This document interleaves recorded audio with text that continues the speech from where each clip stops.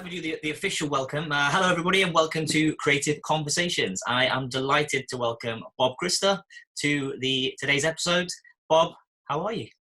I'm not bad, thank you. Yeah, getting along all right, considering the circumstances. Yeah, absolutely. We're all in a strange boat, aren't we, at the moment? Yeah, it's an odd world right now, certainly. I mean, our paths haven't crossed before, certainly not face to face. I don't know whether you're aware of what I do or anything like that, but...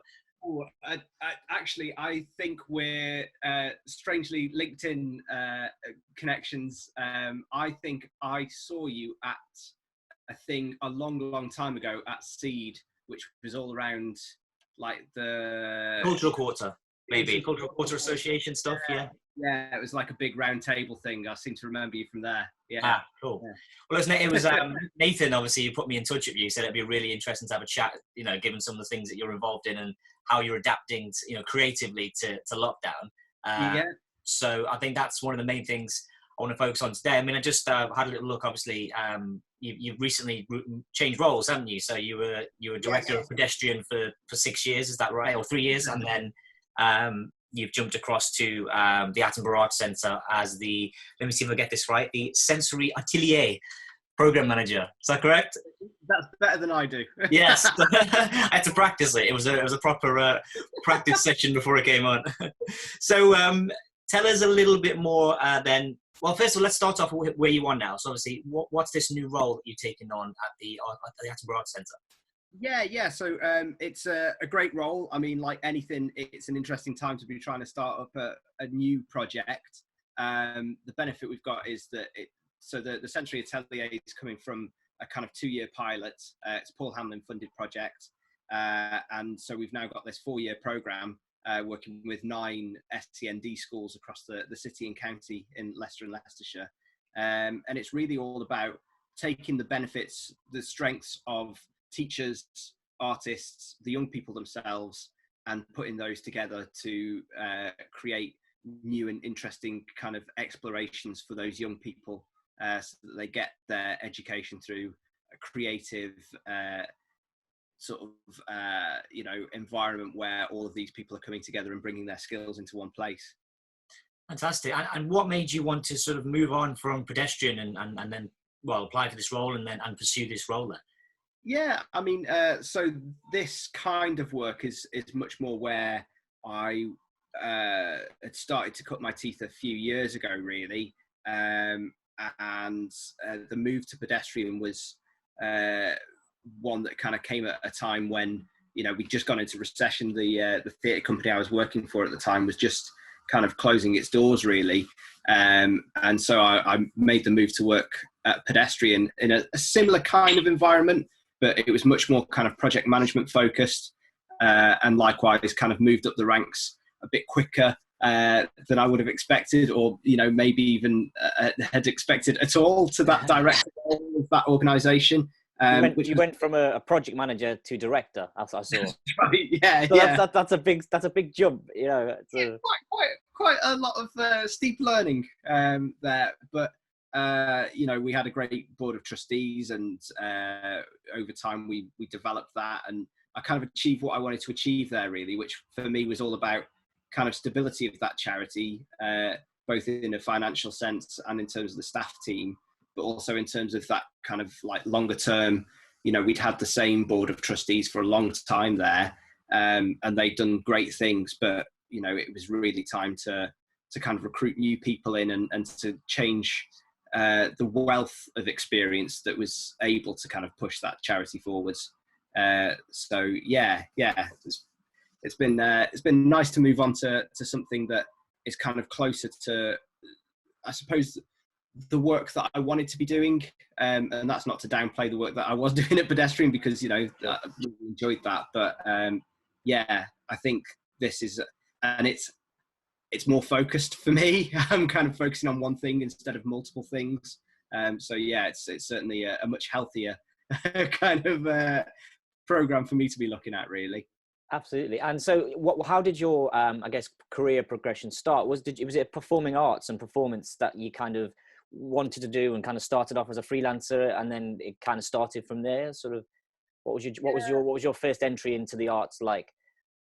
I think, like many people, I had this kind of idea of where I wanted to be, and after dipping my toe into a few kind of professional things, a bit of TV extra work, a bit of small theatre work and stuff, I found that it wasn't really the thing that I necessarily wasn't wanted. everything you dreamed of. Yeah, it's like, I think the thing for me is I'm not somebody who does very well at sitting still. I have to be busy.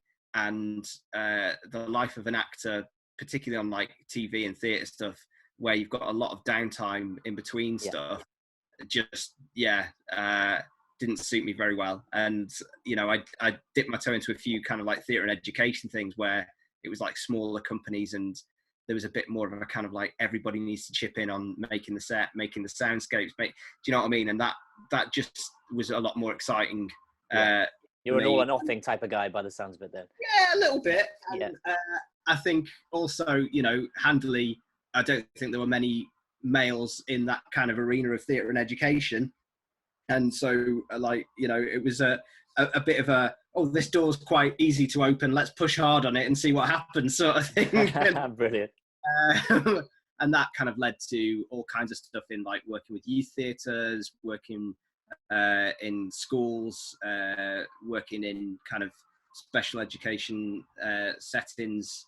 For a long time I was running Movers, which is the theatre company of adults with learning disabilities, based at Attenborough Arts Centre, and did all kinds of interesting stuff, directing bits of stuff for the Special Olympics opening and all kinds of weird and wonderful things that were great fun and a great challenge.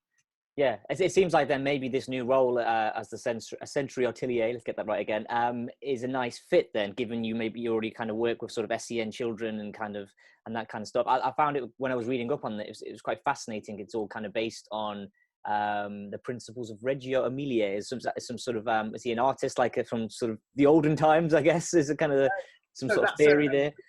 Yeah, it's a region in Italy. Right. So one of the horrors of this kind of, that there are much worse things, but one of the kind of disadvantages of the current situation for us was we were due to go on a study week to Reggio Emilia, and essentially this province in Italy, they've got this sort of about 50, 60 years old kind of approach that is harboured of, and it's all based on early years settings really, but it's businesses, everybody kind of pulls together in this one way of working, which is really about putting young people at the heart of their own development and giving them room to explore and play, and the adults really kind of adding into that to nudge them along a little bit. Yeah, so the adults acting as facilitators as opposed to setting the tone for the growth of the individual. Yeah, not seeing the children as like vessels to pour knowledge into. Yeah. It sounds really good. It sounds really great. So it's a shame then you've had to obviously put on hold the research trip over to Italy, because that was going to be my next question. Really, is how has lockdown affected? Given you only started the role in February, it's quite a new role for you. How has lockdown affected you beyond obviously not being able to go on the Italian trip at the moment? Yeah. So I mean, that's it. We've had to put a lot of things on hold. Unfortunately, a lot of the work would focus on the benefit of young people who have other health issues. And so there was something like coronavirus about, obviously we can't take any risks on that situation. So really where we're at the moment is looking much further down the line, the next 12, 24 months, what might realistically, even if social distancing ends sooner for the general population, what is the impact going to be for those kind of young people, and how does that affect taking performances into schools, taking workshops into schools, as well as the kind of development of teachers and artists around the edges of that stuff. But I mean, alongside that, the other project that I work on is the 1448 Theatre Festival, and sort of serendipitously, Attenborough have been programming that. Started with May last year. It was going to be there again this May. So we just also had to postpone that and kind of change tack on the way that we approach that festival as well. So yeah, lots of interesting things. Yeah, I think it poses, obviously, social distancing and lockdown is posing challenges, but I think there are creative ways to overcome them. And I think you speak about 1448. Obviously, have you been involved in that from the beginning? Are you one of the founders of the festival? So the festival itself started in about '96. So I wasn't involved in that. Myself and my wife, Amy Chrysler, took part in a version of the festival that came to Wolverhampton in 2004. And then from there, we wanted to do more with it, but nothing else happened with that sort of one-off. But then in 2013, yeah, my wife Amy programmed it at the Y Theatre in Leicester, and then ever since then we've done 2 a year in Leicester, and then we added 1 a year in Wolverhampton as well. So yeah, been involved with that since the kind of the one-off in 2004, and then the 2013 stuff. For those that don't know, just very briefly explain what the premise of 1448 is. Yeah, sure. So essentially, at the heart of it, it's all about bringing artists together and giving them a chance to do something that doesn't have the restrictions of other work that they might make, because essentially we're providing a platform where stuff can be made, and it's a very limited sort of time investment that people have to make. So we bring together about 65, 70 artists for a weekend, and they make 14 plays in just 48 hours. That's literally, we go from having a hat full of themes to handing a theme to 7 writers to go away overnight. They each write a 10-minute play in just 10 hours. And then the following day, there's just 10 hours with a live band, with a design team to get those plays on the stage, scripts down. You know, it's not a rehearsed reading. This is as close as we can get in that time scale to a fully produced piece of theatre. And yeah, it's one of those kind of weird things where it sounds like it shouldn't work, but essentially all you're doing is kind of freeing people from, you know, the usual, oh, maybe I could do this, maybe I could do that. No, you've just got to make a decision. And I guess the excuses of, I don't have time, I don't have resources, when actually, when all the people come together, you've got the skills and you're forced in 48 hours to do the thing. So actually it does loosen the shackles, right? Yeah, and that's it. You know, we have a kind of running joke of things like, you know, the writers just have to write a play. The directors just have to direct a play. The actors just have to learn their lines. You know, that's pretty much, that's pretty much all they have to do. Some responsibility, that's it. Just each do your bit, yeah. I mean, you've obviously... again, going back to sort of being creative during lockdown, so you've now got 1448 WFH, work from home. I assume that means, yeah. So this is something you've been doing during lockdown and encouraging people to self-shoot theatre. How's that been working? What's the premise of that? Yeah, so as soon as we knew that, you know, we were going into this kind of social distancing period, and we were looking at the May Festival and thinking, well, that might not happen. So we started to think, what could we do? And then veteran actor Stuart Reed was having a conversation. We've got like a closed Facebook group with about 370 artists on it who've all taken part in the festival. Yeah. And they were talking about, could they do something in terms of like a couple of monologues every week? So we kind of progressed that conversation and turned it into this running, working from home festival. And yeah, I mean, so essentially 2 plays are written for that, same kind of treatment, just 10 hours overnight for the writers. We're asking the public to submit themes for it, and then the cast, director and 1 musician for each of those plays have just 10 hours to get them ready. And we are literally, streaming those live. We've had a couple where we've had to beam out like a pre-recorded video of a musician or something like that if the bandwidth is, you know, we've got to like 6 o'clock and we just know the bandwidth isn't going to work. But, you know, we want it to be live because as much as possible, I guess. Yeah. It's part of the risk. That's part of the jeopardy that makes it more exciting. Even if we think, you know, that there might be a chance that the tech will fail, we'll probably go with it. It's only if it's absolutely not working that we're kind of falling back on a couple of things. And we just got a great guy, Martin Steed, who's helping us to produce the stream of that. So he's kind of upped the game in terms of the quality of the visuals and the audio that we're able to put out. because, you know, we were relying on Zoom. You know, literally me and Stuart Reed just kind of went, so we will do this thing. Let's just do it. Let's just, you know, say we're going to do it. Let's just set it up and make it happen. And then we kind of figured out how to do it as we went along. Yeah, which is what everyone's doing, so don't worry about it.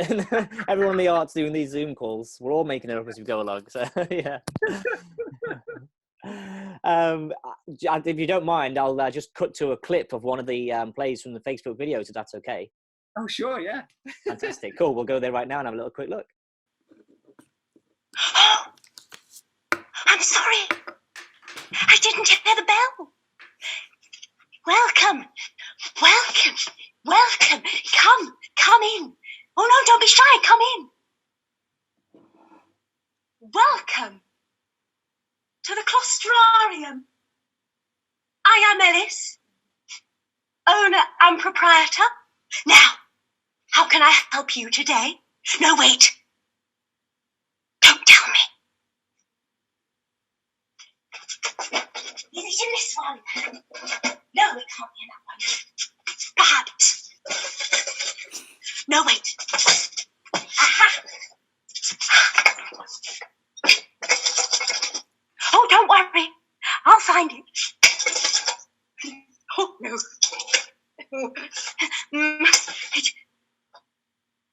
Oh. You've never been here before, have you? Cool. So that was a little snippet there of one of the plays. How often are we going to be seeing these come out? Obviously, is it once a week, or is it, how often are you going to be doing these? Yeah. So very loosely, what we've said is that this will happen every week during lockdown.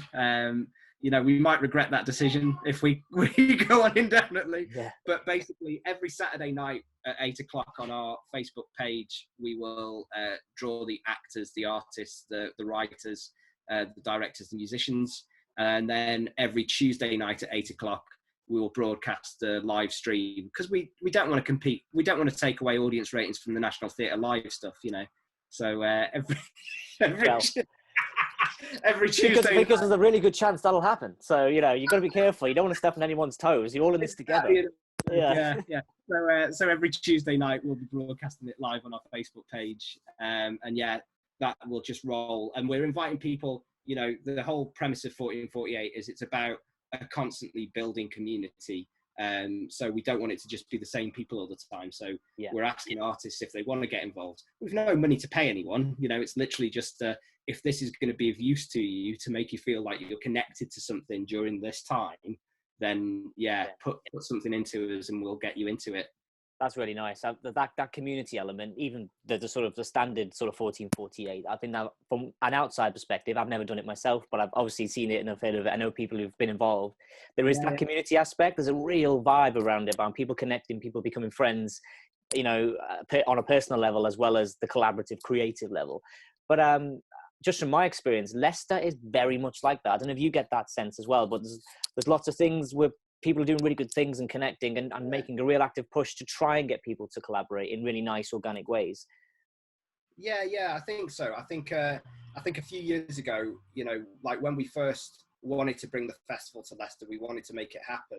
We were looking at, you know, the fact that there were lots of people doing stuff, but, you know, there didn't seem to be many ways of people kind of coming together and dropping I'm working on this, I'm doing that. You know, it was just about being there and being part of something. I think since then, there's been a lot of, and I'm not saying that, you know, we should take credit for that at all, because there's lots of, you know, like things that spring to mind for me are things like House of Verse that happened for many years, you know, the kind of work that did in terms of just giving people a platform and just having fun. Do you know what I mean? I think that's the thing that often gets missed in some of this is here's a space to just come together and make stuff and have fun, because usually you've got to make stuff and you've got to worry about what this funder thinks or what this venue thinks, or do you know what I mean? And that's you take the financial element away from it and the sort of the top line decisions. Actually, you can just do something you enjoy, which does get lost. I think in all of our creative professions that can get lost when you're like I said, trying to please a client or even just trying to chase the bills, chase the money. You know, there's a lot of the joy gets stripped out, and I think the more joy we can get back into the things that we love doing, I think the better, right? So Yeah, brilliant. Yeah. So if people want to get involved then in 1448, where can we go? Well, what's the links and things we can send people to? Yeah, so everything can be found through our website, 1448uk.com. If you head to /WFH, then that's got all the information on that festival, how to send us themes, how to get in touch if you're an artist who wants to be involved. And we're trying to keep it so that we keep posting up the links to the videos as we go along. So we've got 4 weeks worth, so 8 plays up there at the moment. Nice. So we're just about to do week 5 coming up. Yeah. Brilliant, cool. So if you had to give some advice then, sort of in terms of your career progression, in terms of, are you kind of a producer? I guess if I was sort of top line kind of your experiences that you've done as a freelancer, as a performer, working for Pedestrian, although you became a director, and then now, would you say an arts producer is kind of a lot of the skills you've learned in terms of what you do? Yeah, probably. I mean, it's one of those things of like, I think if you ask most people who are a producer, sorry, you might just get a toilet flush in the background. So all right, don't worry. Second. This is live, baby. We can't cut that out. So I think, for me, I think if you ask most people who are a producer, like what they actually do, then they won't really necessarily be able to tell you. So yeah, maybe I am a producer. But yeah, I think just like, most of all, for me, the stuff that interests me is working with people and like, feeling like I'm genuinely doing something that benefits others. And yeah, sure, if I get kudos for it, then all the better. But, for me, it's all about stuff that kind of pushes other people on a little bit. That's the stuff that I take pride in, certainly. Yeah, fantastic. So then if you were to give what are some of the biggest lessons you've learned, or a big lesson or a tip that you would give someone, say, look, if you wanted to get into the arts and you wanted to kind of follow a similar career path to yourself, what advice would you give? Okay, yeah, I think key tips for me would be, don't compare anyone else's career path to your own. It's always going to be different. I think be prepared to be yourself as much as you can be. There's no point kind of putting on a false face on things. Sure, you've got to be professional and you've got to sound like you know what you're doing, but do you know what I mean? I think sometimes the people that admit they don't know everything are the more interesting ones. And I think, just like always be on time, always be friendly with people, those basics, and you'll fly in whatever kind of stuff you're interested in doing, really. But I think that main thing of not seeing it as, A, B, C is the way to go, because every step that you take, every door that closes opens up 2 or 3 other possibilities. You know what I mean? I think you've got to be prepared to chop and change and be kind of fleet on your feet, sort of thing. Well, it's the arts. We've all got to do that, haven't we? I like that. Be yourself and be authentic is the message I'm getting there. And I really like that. I think that's really important. Finally, before I let you go, can you recommend one book, app, film, TV show, or podcast that you have been listening to, or just generally could recommend to the viewers or listeners today? Okay. Well, I recently read a graphic novel all about the sort of the creation of the game Tetris, which was a gift from the staff team at Pedestrian. It was one of my leaving gifts. I'd really recommend that. Box Brown, I think, is the author. Absolutely fascinating, because you think, oh, how can something about the very basics of the creation of an early computer game be that interesting? But particularly on that kind of, being authentic, being yourself, the amount of like bluster that was involved in people sort of like saying that they had the rights to things that they didn't is a very interesting read. Okay. Conflict. Okay, brilliant. What was the book called? Do you say what it was called? Tetris. It's called Tetris. It's just called Tetris. Okay, fantastic. The games people play, I think it was. Say that again. Sorry, I just broke up a little bit. All right. Tetris, the games people play. The games people play. Brilliant. All right, we'll pop a link in the video comments so everyone can have a look at that. Fantastic. Well, Bob, thanks very much for talking to me today. Good luck. I hope things open up again soon, so you'll be able to, go on the Italy trip and enjoy your new job. If there's any way you can be involved in 1448, do get in touch, because we're an open door. We always like to have people around.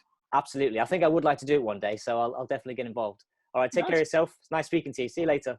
Yes. See ya. Bye. Bye.